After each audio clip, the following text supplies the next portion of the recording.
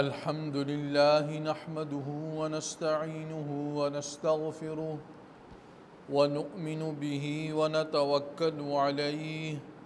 ونعوذ بالله من شرور أنفسنا ومن سيئات أعمالنا من يهده الله فلا مضل له ومن يضلله فلا هادي له ونشهد أن لا إله إلا الله وحده لا شريك له ونشهد أن سيدنا ومولانا محمدًا عبده ورسوله صلى الله تعالى عليه وعلى آله وأصحابه وبارك وسلم تسليمًا كثيرًا كثيرًا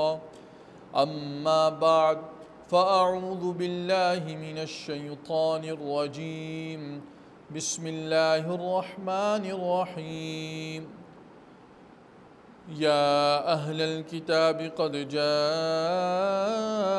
رسولنا يبين لكم كثيرا مما كنتم تخفون من الكتاب ويعفو عن كثير قد جاءكم من الله نور وكتاب مبين آمنت بالله صدق الله العظيم۔ سورۃ المائدہ کی آج آیت نمبر 15 سے ہم ابتدا کر رہے ہیں۔ اللہ رب العزت اس میں فرماتے ہیں یا اہل الکتاب، اے اہل کتاب، قد جاءکم رسولنا، یقیناً تحقیق تمہارے پاس ہمارے رسول آ گئے، یبین لکم کثیرا مما کنتم تخفون من الکتاب، تمہارے لیے بہت سی وہ باتیں بیان کرتے ہیں جو تم کتاب میں سے چھپاتے تھے، ویعفو عن کثیر، اور بہت سی باتوں سے درگزر کر جاتے ہیں۔ قد جاءکم من اللہ نور و کتاب مبین، یقیناً تمہارے پاس اللہ تعالیٰ کی طرف سے ایک روشنی آئی ہے اور ایک ایسی کتاب آئی ہے جو واضح کر دینے والی ہے حق کو۔ یہدی بہ اللہ، اللہ تعالیٰ اس کے ذریعے ہدایت دیتا ہے، من اتبع رضوانہ سبل السلام، اس کو کہ جو اس کی رضا کا اور اس کی خوشنودی کا طالب ہے، سلامتی والے راستے کی طرف، سلامتی کی راہوں کی طرف، وَيُخْرِجُهُم مِّنَ الظُّلُمَاتِ إِلَى النُّورِ بِإِذْنِهِ، اور اپنے حکم سے انہیں اندھیریوں سے نکالتا ہے روشنی کی طرف، وَيَهْدِيهِمْ إِلَىٰ صِرَاطٍ مُّسْتَقِيمٍ، اور انہیں سیدھے راستے کی ہدایت کرتا ہے۔ آیت کے شروع میں اہل کتاب کو خطاب کر کے بات کی گئی ہے۔ ہم پہلے بھی پڑھے ہیں کہ اہل کتاب سے مراد وہ لوگ ہیں جو کسی آسمانی کتاب پر ایمان رکھتے ہیں۔ اہل کتاب یہ قرآن کریم کی اصطلاح ہے اور اس سے مراد یہود اور نصارہ ہیں، یعنی عیسائی ہیں، جو آسمانی کتابوں پر ایمان رکھتے ہیں، اگرچہ ہمارے زمانے تک پہنچتے پہنچتے ان کتابوں کی تعلیمات میں بہت زیادہ تبدیلی آ چکی ہے۔ تو ان لوگوں سے خطاب کر کے کہا گیا کہ تمہارے پاس ہمارے رسول آ گئے، چونکہ پہلے بھی ہم نے پڑھا تھا کہ اللہ تعالیٰ کی طرف سے اہل کتاب سے یہ وعدہ لیا گیا تھا، بالخصوص یہود سے،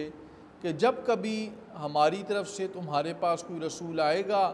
تو تم اس پر ایمان بھی لاؤ گے اور عزت کے ساتھ اس کی مدد بھی کرو گے۔ عزروہ، یہ پیچھے گزرا، یا عزرتموہم، کہ تم عزت کے ساتھ اس کی مدد بھی کرو گے۔ تو یہ ایک وعدہ تھا جو ان سے لیا گیا۔ تو اب ان کو خطاب کیا گیا کہ دیکھو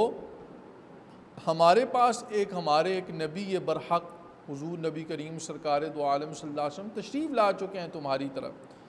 لہٰذا تمہارا کام کیا ہے کہ تم ان کے اوپر ایمان لاؤ اور پھر ان کی حقانیت کی، ان کی سچے ہونے کی ایک دلیل یہ بھی ہے کہ بہت سی تمہاری وہ باتیں جو تمہاری کتاب میں ہیں تو موجود ہیں، لیکن ان کو تم چھپاتے ہو۔ جیسا کہ ہم نے پہلے بھی پڑھا تھا کہ ان کے جو مذہبی رہنما تھے وہ بہت سی باتوں کو عوام کے سامنے ظاہر نہیں کرتے تھے اپنے مفاد کے لیے، یا اس کے اندر تبدیلی کرتے تھے۔ یحرفون الکلم عن مواضعہ، اپنی جگہوں سے بہت سی باتوں کو آگے پیچھے کرتے تھے، ان میں چینجز لے آتے تھے۔ تو حضور نبی کریم سرکار دو عالم صلی اللہ علیہ وسلم نے ایسے واقعات آتے ہیں کہ جو تعلیمات ان کی تھیں، اور مثلا توریت کی تعلیم تھی، اور اس کے اندر اس تعلیم کو بتایا نہیں جاتا تھا، یعنی ان کے جو مذہبی بڑے لوگ تھے، رہنما تھے، ان کے ربی کہہ لیں، تو وہ بتاتے نہیں تھے اس کو۔ تو حضور نبی کریم سرکار دو عالم صلی اللہ علیہ وسلم نے جب بتایا کہ بھئی اس کی فلاں چیز ہے، فلاں گناہ، اس کی سزا تو یہ ہے، تو جب انہوں نے اپنی کتاب کی طرف رجوع کیا تو واقعی وہاں بھی یہ تھا۔ تو حضور نبی کریم سرکار دو عالم صلی اللہ علیہ وسلم جن باتوں کو تم انٹینشنلی چھپاتے ہو لوگوں سے، ان باتوں کو بھی ظاہر کر دیا، اور بہت سی باتیں ان سے درگزر بھی کیا، ان کو ظاہر نہیں بھی کیا۔ اب اس کی تفصیل یہ ہے کہ بعض باتیں تو ایسی تھیں کہ جن کا اظہار اور جن کو کھولنا لوگوں کے سامنے وہ ضروری تھا، مذہبی اعتبار سے ضروری تھا، شرعی اعتبار سے ضروری تھا، تو آپ صلی اللہ علیہ وسلم نے ان کو اپنی ذمہ داری سمجھ کر بیان فرمایا۔ اور بعض ایسی باتیں تھیں کہ جن کا اظہار شرعی طور پر ضروری نہیں تھا، یعنی لوگوں کے سامنے اس کا بیان کرنا، بعض ایسی چیزیں تھیں تو آپ صلی اللہ علیہ وسلم نے اخلاقاً، یعنی اعلیٰ اخلاق کا ثبوت دیتے ہوئے، ان اہل کتاب کو ذلت و رسوائی سے بچاتے ہوئے ان کا اظہار نہیں کیا۔ تو اگر دونوں پہلوؤں سے دیکھا جائے تو آپ صلی اللہ علیہ وسلم کے نبی برحق ہونے کی دلیل ہے کہ ایک طرف تو آپ وہ باتیں بھی بتا رہے ہیں اللہ تعالیٰ کی دیے ہوئے علم کے ذریعے کہ جو باتیں وہ ڈسکلوز نہیں کرتے تھے، اور دوسری طرف جن باتوں کا ڈسکلوز کرنا عملی طور پر اس کا اتنا فائدہ نہیں تھا، اخلاقی اعتبار سے آپ صلی اللہ علیہ وسلم کا یعنی اخلاق اتنا بلند تھا کہ انہوں نے اس کو ظاہر نہیں کیا۔ تو یعنی یہ آپ کا ایک طرف علمی کمال ہو گیا، دوسری طرف آپ کا اخلاقی کمال ہو گیا۔ کمال علمی اور کمال اخلاقی دونوں اعتبار سے آپ کمال کی بلندیوں پر ہیں، اور آپ صلی اللہ علیہ وسلم نبی برحق ہیں۔ تو فرمایا کہ تمہارے پاس اللہ تعالیٰ کی طرف سے نور، ایک روشنی آئی ہے، اور ایک ایسی کتاب آئی ہے جو واضح کر دینے والی ہے۔ قرآن کریم وہ اللہ رب العزت نے اس کو فرقان بھی بنایا، یعنی حق اور باطل میں تمیز کر دینے والی قرآن پاک، اور اسی طرح یہ کتاب وہ کتاب مبین بھی ہے۔ قرآن پاک کو اللہ رب العزت نے ایک روشنی بھی بنایا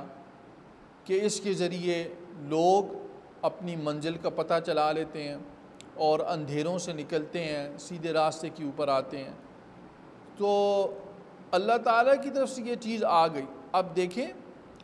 کہ جیسا کہ سورہ بقرہ میں ارشاد فرمایا، اور ہم اس کو پڑھ بھی چکے ہیں، کہ یہ لوگ اللہ تعالیٰ سے مانگتے تھے کہ یا اللہ ہمیں کوئی آپ ایسی ہدایت دیجئے، اور بلکہ یہود کے بارے میں تو آتا ہے کہ وَيَسْتَفْتِحُونَ عَلَى الَّذِينَ كَفَرُوا، کہ جب ان کا حضور نبی کریم سرکار دو عالم صلی اللہ علیہ وسلم کی بعثت سے پہلے جب ان کا مشرکوں سے مقابلہ ہوتا یا یہ ان کی لڑائی ہوتی، تو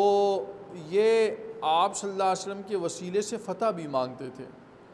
اور کہتے بھی تھے کہ جب وہ نبی آئیں گے تو ہم ان کے ساتھ ہو کر تمہارا مقابلہ کریں گے۔ تو اب جب سب باتیں ہو گئیں، حضور نبی کریم صلی اللہ علیہ وسلم آ چکے، قرآن پاک کی صورت میں ہدایت اور ایک حق کو باطل سے جدا کر دینے والی ایک روشنی بھی مل گئی، تو پھر ایمان نہ لانا یہ کیا معنی رکھتا ہے؟ قرآن اور پھر فرمایا کہ اللہ تعالیٰ اس کے ذریعے، اس کتاب کے ذریعے اس شخص کو جو اللہ تعالیٰ کی خوشنودی کا طالب ہے، جو چاہتا ہے، اس کو سبل السلام یعنی سلامتی والے راستوں کی ہدایت کرتا ہے، اور ایسے لوگوں کو یعنی جو لوگ اللہ تعالیٰ کی خوشنودی کے طالب ہیں ان کو ایک تو سیدھے راستے کی سلامتی والے راستوں کی ہدایت کرتا ہے، اور ایسے لوگوں کو ظلمات سے یعنی اندھیریوں سے نکالتا ہے روشنی کی طرف اپنے حکم سے، اور ان کو سیدھے راستے کی ہدایت کرتا ہے۔ تو معلوم ہوا کہ ہدایت کی دعوت تو عام ہے، لیکن طلب صادق ہونا بھی ضروری ہے۔ اللہ تعالیٰ کی طرف سے تو ہے، ہم تو مائل بکرم ہیں، کوئی سائل ہی نہیں، راہ دکھلائیں کسے، کوئی راہ روئے منزل ہی نہیں۔ اللہ تعالیٰ کی طرف سے تو صدائے عام ہے، صلاح عام ہے، اوپن دعوت ہے سب کے لیے، لیکن کیا کیا جائے کہ سارے لوگ اس کی طرف اپنا رجوع نہیں کرتے ہیں، اس کی طرف طلب نہیں دکھاتے ہیں۔ تو جو طلب نہیں دکھائے گا تو اللہ تعالیٰ تو اللہ الصمد، اللہ تعالیٰ بے نیاز ہے۔ اللہ تعالیٰ خود دعوت دیتے ہیں، انبیاء کرام علیہ الصلوۃ کے ذریعے، قرآن کریم کے ذریعے دعوت تو دیتے ہیں اور چاہتے بھی ہیں، لیکن اگر بندہ خود ہی بے طلبی کا مظاہرہ کرے تو پھر اللہ رب العزت بھی ان کو کوئی پرواہ نہیں ہوتی ہے۔ لہذا معلوم کیا ہوا کہ قرآن کریم سے استفادے کے لیے، حضور نبی کریم سرکار دو عالم صلی اللہ علیہ وسلم کی تعلیمات سے استفادے کے لیے، آپ کی زندگی سے استفادے کے لیے ضروری کیا ہے کہ انسان نیت صحیح کرے، اللہ تعالیٰ کی خوشنودی کی نیت کرے اور سچی طلب دکھائے، اپنے آپ کو طالب بن کر اس طرف لگائے، تو پھر اللہ تعالیٰ کبھی بھی محروم نہیں کرتے ہیں۔ ایسے لوگوں کے بارے میں فرمایا کہ ان کو ایک تو یہدی بہ اللہ من اتبع رضوانہ سبل السلام، ان کو سلامتی والے راستوں کی وہ اللہ تعالیٰ ہدایت دیتے ہیں، وَيُخْرِجُهُم مِّنَ الظُّلُمَاتِ إِلَى النُّورِ بِإِذْنِهِ، اور دوسری بات ان کو جہالت کے اور کفر کے اور گناہوں کے اندھیروں سے نکال کر علم کے اور توحید کے اور اپنی یاد کی روشنی میں، اس کے نور میں لاتے ہیں، اور تیسری بات کیا کہ ان کو سیدھے راستے کی ہدایت کرتے ہیں جو جنت تک پہنچا دیتا ہے۔ اللہ تعالیٰ ہمیں سچی طلب دکھا لینے کی توفیق نصیب فرمائے۔ وآخر دعوانا ان الحمد للہ رب العالمین، والصلاة والسلام علی اشرف الانبیاء والمرسلین مولانا محمد وآلہ واصحابہ واتباعہ اجمعین، یا ارحم الراحمین یا ارحم الراحمین یا ارحم الراحمین، ارحمنا وارحم علی امت حبیبک صلی اللہ علیہ وسلم۔ ربنا تقبل منا انک انت السمیع العلیم وتب علینا انک انت التواب الرحیم۔ اے اللہ ہم سب کو قرآن پاک کی صحیح سمجھ نصیب فرمائیے، اے اللہ ہم سب کو قرآن پاک کی خدمت کی توفیق نصیب فرمائیے، اے اللہ ہم سب کو قرآن پاک کی شفاعت نصیب فرمانا، اے اللہ ہماری اولادوں میں اور ہماری نسلوں میں قرآن کریم کی تعلیم کو، اس کی یاد کو، اس کی تلاوت کو، اس پر عمل کو، اس کے علم کو جاری فرمائیے۔ اے اللہ اپنے فضل و کرم سے ہی پوری امت مسلمہ کے حال پر رحم فرمائیے۔ موجودہ وبا کرونا وائرس کی آئی ہوئی ہے، اللہ اپنے فضل و کرم سے اس کو ختم فرمائیے۔ اللہم ارفع عنا البلاء والوبا، اللہم ارفع عنا البلاء والوبا، اللہم ارفع عنا البلاء والوبا۔ اللہ اپنے فضل و کرم سے ہر مسلمان کو جان و مال، عزت و آبرو، ناموس اور ایمان کی حفاظت فرمائیے۔ اے اللہ جب تک زندہ رہیں دین پر استقامت نصیب فرمائیے، جب دنیا سے اٹھائیے ایمان کامل کے ساتھ اٹھائیے۔ اللہ کریم آخرت میں حضور نبی کریم سرور دو عالم صلی اللہ علیہ وسلم کی شفاعت نصیب فرمانا، قرآن کی شفاعت نصیب فرمانا، روزے کی شفاعت نصیب فرمانا۔ ہم سب کو، ہمارے والدین، اعزاء و اقارب، چھوٹے بڑوں، سب کو اپنے فضل و کرم سے ہی بغیر حساب کتاب کے جنت الفردوس میں داخلہ نصیب فرما دینا۔ اے اللہ تمام سننے والوں کی جائز حاجتوں کو آپ اپنے فضل و کرم سے پورا فرمائیے۔ آمین۔ سبحان ربک رب العزت عما یصفون وسلام علی المرسلین والحمد للہ رب العالمین۔